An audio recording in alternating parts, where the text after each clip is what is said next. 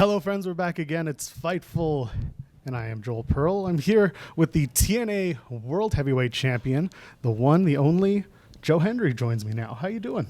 Doing very well. Thank you for having me. We're here live in Las Vegas ahead of TNA Unbreakable. It's happening on Thursday night. You can catch it on TNA Plus. You're looking forward to a big show. Las Vegas is a very special place for you. You've done a lot of work here. Absolutely. This is where I captured my first championship in TNA wrestling. So to be back here as the TNA World Champion, it's a great feeling. Also, a very popular concert that you once had at the Palms Theater. Very true. That that was a big week in my career. That was the same week the song came out. So that and the concert happening in the same week was it was a very special time. AJ Francis has spent a lot of time taking credit for your success. Yeah. I've seen you respond to a little bit of it, but when you won the world title, you don't know this because you weren't privy to the conversation I had with him, but he basically said, I need Joe Hendry to win the world title so I can be the first challenger. What's your reaction to that? Because clearly he wasn't the first challenger, but he was one of the first people to step to you. So I actually had this, believe it or not, I had this conversation today. There's not, as much history as there is between myself and AJ Francis, I have to say, there aren't many people who I think would be a better challenger than AJ Francis. Wherever you want to say about AJ, look, we could go on all day about his shortcomings. We don't have enough time for your podcast, unfortunately. But what I will say is that aside, me and him facing each other in the ring is big business. Absolutely. Well, big business is also coming at Unbreakable. You're going to be teaming up with Masha to take on Frankie Kazarian and Tessa Blanchard. It's not the first time that you've worked with Masha in a tag format in TNA. This is actually, I think, the third time you've done it. First time was the big multi-champions challenge, and then you've done it again. Now we're doing it one more time. How's the feeling working with Masha? Someone who kind of has had a parallel path to you in terms of your TNA runs, where you've both kind of ascended quickly and had fan support, and you've gotten yourselves to this point where you are almost tent poles in TNA. I have a great deal of respect for Masha. Her work ethic is admirable and unparalleled. She has all she's done is just focus on becoming the best, and now she is living that on a daily basis. She's a phenomenal talent, and she deserves all the success that she has. Heading into this weekend, you were taping in St. Joseph in Missouri, and typically with TNA tapings, it's kind of leading one thing to another, right? You're getting from a plus special pay-per-view to the next one. This time, it's a little bit out of order. What was that experience like going from taping a bunch of shows to get us to TNA Rebellion, which is next weekend, but meanwhile, you have Unbreakable kind of breaking up in the middle of those tapings? How do you tell those stories and make it usable for the audience who are watching live, but also the ones who are going to be watching on TV? I will answer questions in the sequential order that they take place on television. I cannot answer things that have not happened yet in the world of professional wrestling, my friend. Well, I understand that, but it's more the idea of having to tell these stories and then have a break in the middle and then continue the stories. Okay. And when you're telling these stories, how are you finding ways to keep them elaborate enough for an audience that is kind of insular in this case? What do you mean insular? In that there is a room full of people watching what's happening, but meanwhile you're also playing to a global audience that is not seeing it in the same eyes or through the same eyes. I think one of the advantages that we have with professional wrestling is that it's so ingrained with who we are as people. Like, so for example, my legitimate name is Joe Hendry. Like, that is my name, and it's like, so the way we can tell stories in a multitude of different ways.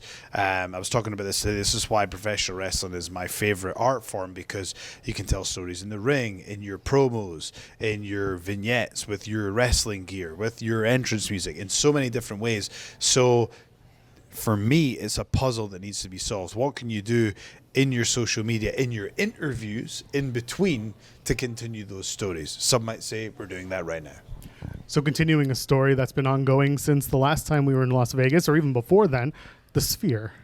Your favorite place in the world. Indeed. I know there's been some plays by you through social media and with other members of the TNA roster to try and secure space on the Sphere. Is that something that's still in the cards, in conversation, a goal even of yours? So what I've found with my career so far is you can will things into existence, but also you have to respond to the opportunities that are in front of you. I've tried many times to contact the Sphere.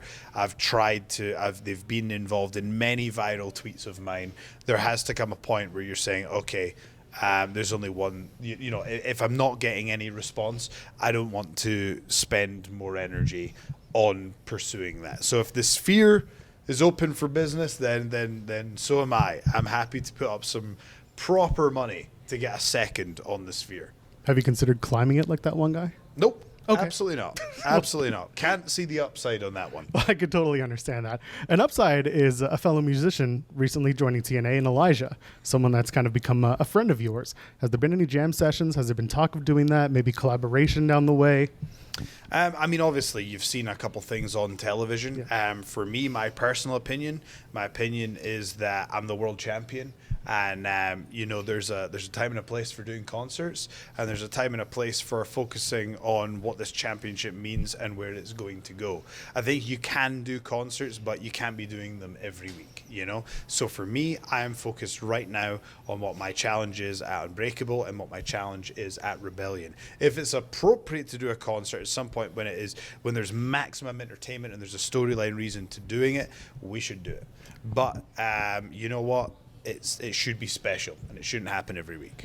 So I'm a bassist, and I got to see Frankie Kazarian bust out his bass the other week on TNA Impact. What would you rate his bass playing? And also, as we get into Rebellion and the triple threat match that yourself, Frankie Kazarian, and Ethan Page are going to be a part of, NXT's Ethan Page, of course, what were your feelings about his bass playing, and also Frankie as an opponent coming up next week? Not too hot on his bass playing. I think I'd probably give him a 2 or 3 out of 10 on that one. But as an opponent, Frankie is one of, if not my biggest nemesis from TNA wrestling. And, you know, Ethan Page is my biggest nemesis when I crossed over into NXT.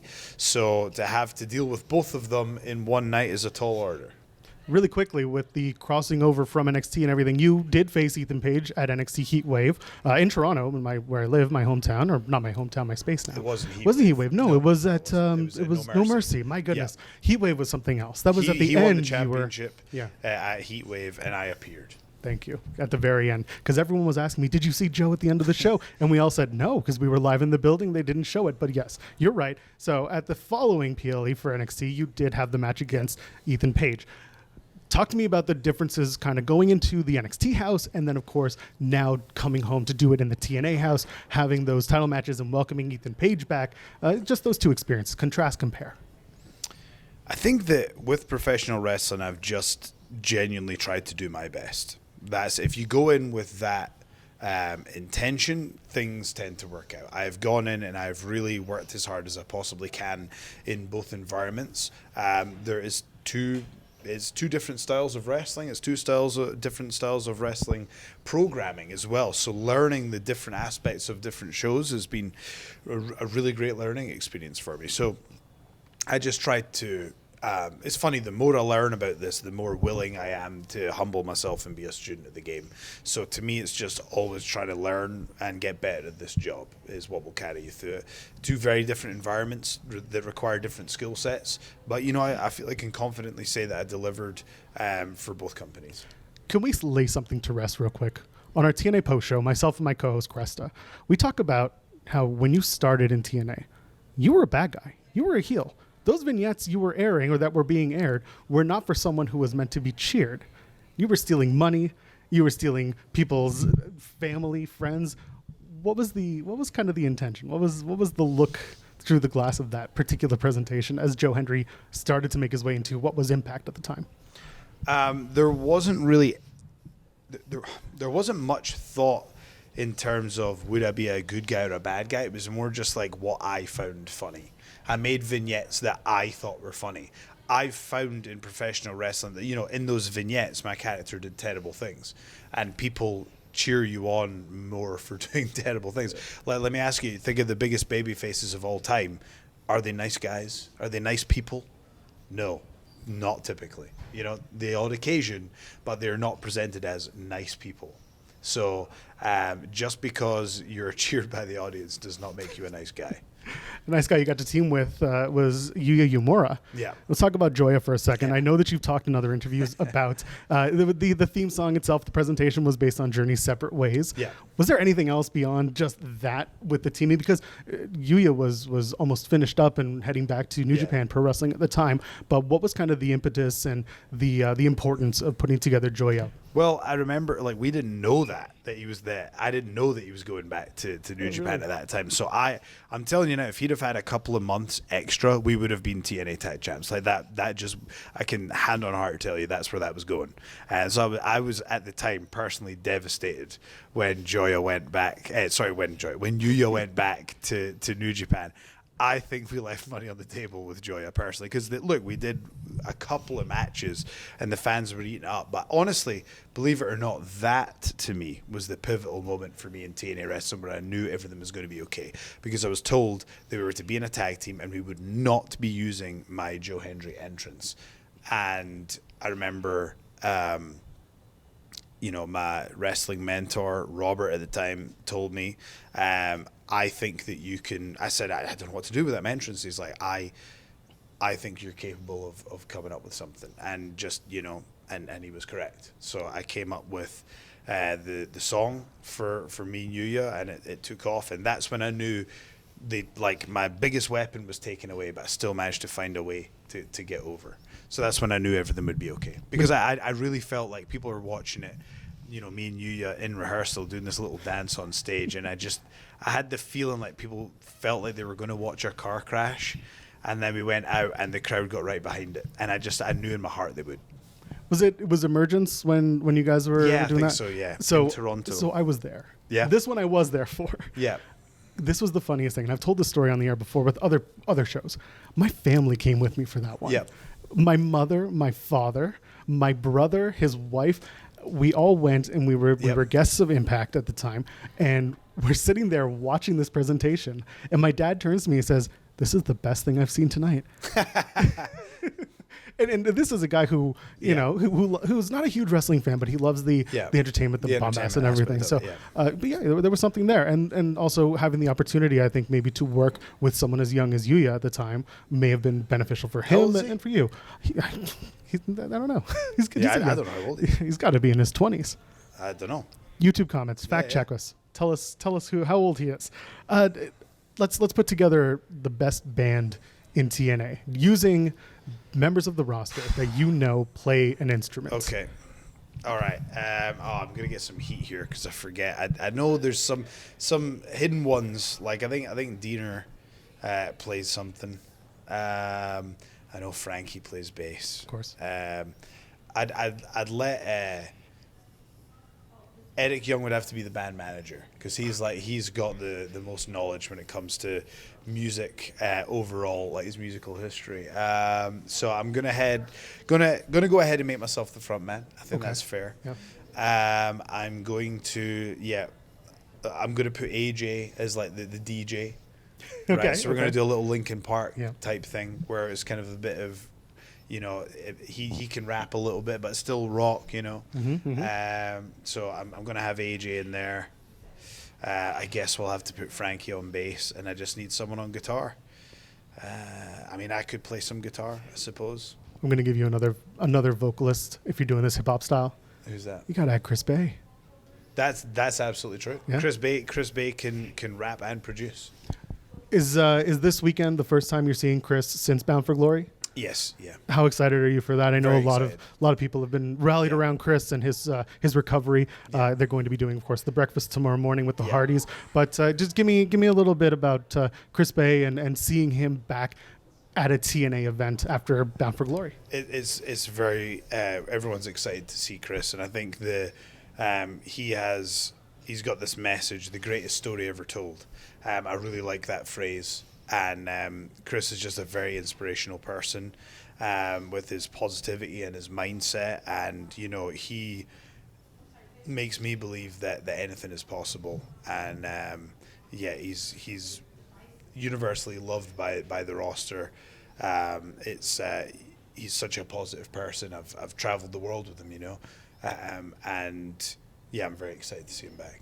Last couple of questions as we wrap up. Yep. First one, and this one is a little more akin to how you've been brought up through wrestling. Okay. Your music again, coming as a musician myself. How has your music guided you throughout your wrestling career? Because you've mentioned it yourself. At one point, you were tasked with putting yourself in a position to be popular with fans without the theme music that got you popular with fans. How has your music affected you and your character, your presentation, all of that?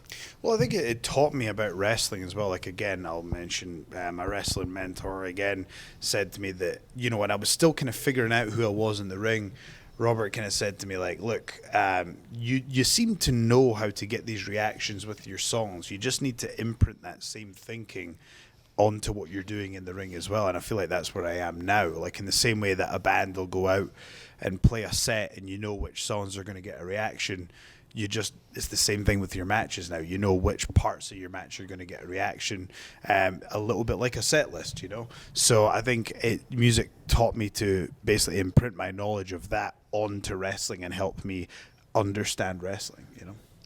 So for our last question, it's a fun little game we like to play on our channel. It's called Partner, Promo, Punch in the Face. I'm going to give you 3 people that you are very familiar with. You're going to give me which one you would partner with in a tag team match, which one you'd have a promo with in the ring, one-on-one on the microphone, and which one you'd punch in the face. In other words, have a singles match with. Okay. We've mentioned all 3. AJ Francis, Frankie Kazarian, who was your opponent at Unbreakable in that tag match, and of course at Rebellion. And we'll add Ethan Page, who was also your opponent in the triple threat at Rebellion coming up the week after. I can't believe I'm going to have to say this, but I would promo with Ethan Page. I would punch Frankie Kazarian, and reluctantly, I'd have to partner with AJ Francis. That pains me to say that, but you've given me no choice. That's fine. It's been called the best wrestler card game to play by a bunch of indie wrestlers on our shows, so I'll take any cringeworthy responses that come with it. Joe, good luck to you at TNA Unbreakable this Thursday. And, of course, you can catch a show on TNA Plus, and you can check out our post shows over on Fightful, catch TNA Impact as well over on Access TV, Sportsnet 360, and catch it on TNA Plus as well. Ladies and gentlemen, friends beyond the binary, we'll see. Quite honestly, the biggest event in the history of total nonstop action wrestling. They know that they're watching something special. You're seeing one of the greatest matches in the history of wrestling. Live from Las Vegas. Who's going to survive? Who's going to thrive? The standard has been set. We are unbreakable. Tickets on sale now at unlvtickets.com. There are so many reasons to check out nordvpn.com/Fightful. Let's go through a ton of them. Works on all operating systems and devices, even your router. Protect yourself on public Wi-Fi. Shield your data from snoops and criminals. Add extra layers of digital security to your life with the Password Manager, the File Encryption Tool, the Threat Protection Pro. It's the fastest VPN in the world. They've got a global server network, 24/7 tech support. And if you're a wrestling fan, oh man, are you in for it? All of the programs that WWE runs, you can watch with one Netflix account with nordvpn.com/Fightful. You can get pay-per-views at a much more affordable price. This service pays for itself in the money that you are going to save. nordvpn.com/Fightful.